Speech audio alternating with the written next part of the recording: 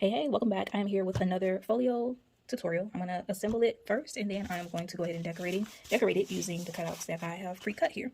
Again, I'm not going to talk during this video. You can find the template to this folio, which is called Folio Set number 2 on my website, and I'll be sure to link it down below. So let's go ahead and get started. This is going to be my base, and I have 2 score lines along this, so I'm just going to fold along both of those, and you will see me do the rest.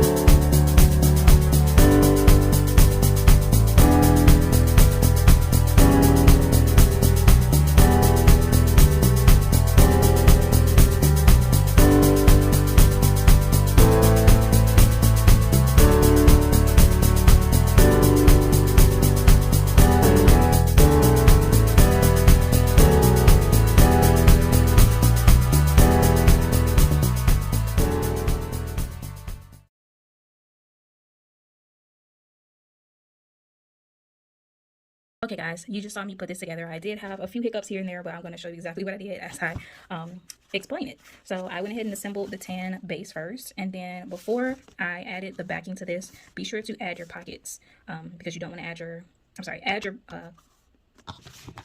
add your decor before you add your pocket, because you don't want to put the pocket and then this base is just tan.